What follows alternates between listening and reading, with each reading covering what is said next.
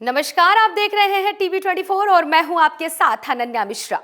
UP के औरैया जनपद के आयाना थाना क्षेत्र में एक अजीबोगरीबो मामला सामने आया है, जहां पर एक पति ने अपनी पत्नी पर 3 माह के बच्चे को यमुना नदी में फेंकने का आरोप लगाया है। जी हां, बता दें कि सूचना मिलते ही मौके पर पहुंची पुलिस गोताखोरों की मदद से बच्चों को नदी में खोजने की प्रयास में जुट गई है। पुलिस वहीं पत्नी बच्चे की मौत का कारण बीमारी से होना बता रही है। बता दें कि पूरा मामला आयाना थाना क्षेत्र के जहां पर रहने वाले बीनू भदौरिया की बेटी गार्गी की शादी वर्ष 2019 में आगरा निवासी युवक रजत के साथ हुई थी। दोनों में अनबन हो रही थी, जिसके चलते गार्गी रक्षाबंधन से ही अपने मायके में रह रही थी, जहां पर उसने एक बेटे को जन्म दिया था। पति रजत द्वारा 112 नंबर पर फोन करके पुलिस को सारी बात की जानकारी दी गई कि उसकी पत्नी ने विवाद के चलते उसके 3 माह के बच्चे को आयाना थाना क्षेत्र के बीजलपुर स्थित यमुना नदी में फेंक दिया है। आनंद फानन में पहुंची क्षेत्राधिकारी अजीत मल राम मोहन शर्मा थाना प्रभारी ने स्थानीय गोताखोरों की मदद से यमुना नदी में बच्चे की खोजबीन शुरू कर दी। वहीं पत्नी गार्गी ने बताया कि उसका पति ग्वालियर में घोषपुर 1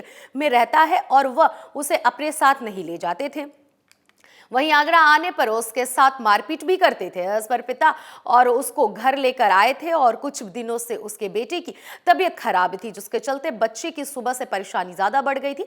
मुरादाबादगंज स्थित एक निजी अस्पताल में भर्ती कराया गया, जहां पर डॉक्टरों ने सलाह दिया कि औरैया में बच्चों को दिखाया जाए। वहीं औरैया आते वक्त रास्ते में बच्चे की मौत हो गई और परिजनों ने उसका अंतिम संस्कार किया। कस्बा आयाना जनपद औरैया निवासी गार्गी पुत्री बीनू भदौरिया के 3 माह के बच्चे की हत्या की सूचना उसके पति द्वारा दी गई थी। गार्गी की शादी वर्ष 2019 में हुई थी। विगत माहों से उसके आपसी विवाद के चलते हुए अपने मायके में रह रही थी। 3 माह का यह बच्चा आज सुबह बीमार हो गया था, जिसे वह इलाज के लिए मुरादगंज ले गई, जहां से डॉक्टरों ने उसे औरैया ले जाने की सलाह दी और बच्चा रास्ते में खत्म हो गया। गार्गी अपने बच्चे को वापस अपने घर ले आई। शोकाकुल परिवार द्वारा बच्चे का जल प्रवाह कर दिया गया है। बच्चे के शव की तलाश की जा रही है। मिलने पर जांच कर विधिक कार्रवाई की जाएगी।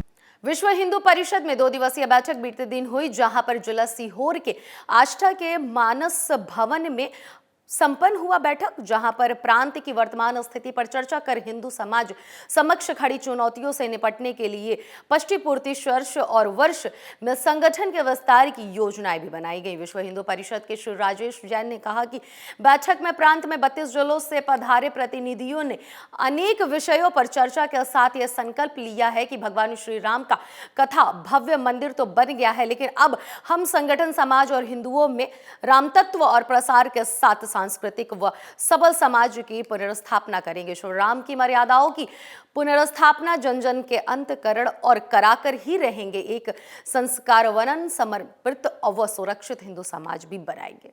केंद्रीय उड़ान मंत्री ज्योतिरादित्य सिंधिया पहुंचे अशोकानगर और वहां पर उन्होंने कहा कि अब की बार 40 पार के संकल्प को पूरा करने के लिए मेरा बूथ सबसे मजबूत है और इस पर ध्यान देना है।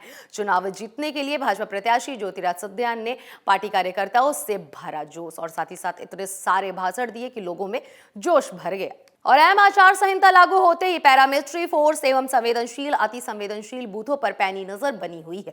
पुलिस एवं पैरामिलिट्री फोर्स द्वारा बराबर औरैया जिले के अरवा कटरा क्षेत्र के सभी गांवों में भ्रमण करते हुए सभी निष्पक्ष मतदान के लिए आश्वस्त किया गया, जहां पर बराबर अपनी नजर रखते हुए अराजक तत्व से निपटने के लिए पूरी तरह से प्रशासन द्वारा तैयारी कर रखी गई हुई है। सर, आज अरवा कटरा थाना क्षेत्र का पूरे क्षेत्र का पैदल भ्रमण किया गया पैरामिलिट्री फोर्स के साथ, क्या कर रहा था? जैसा कि आप सभी को पता है कि चुनाव आयोग के द्वारा मॉडल कोड ऑफ कंडक्ट लागू हो चुका है। इसके मद्देनज़र जब भी हमारी पैरामिलिट्री फोर्स आई है और थाने अरवा कटरा थाना की जो फोर्स है उसके साथ सबको लेकर के जो वल्नरेबल और क्रिटिकल ये बूथ हैं और गांव हैं, इन सब पे सभी गांवों में ये रिया डोमिनेशन का कार्य किया गया है और शांतिपूर्ण ये चुनाव संपन्न कराने के लिए ये डोमिनेशन किया जा रहा है।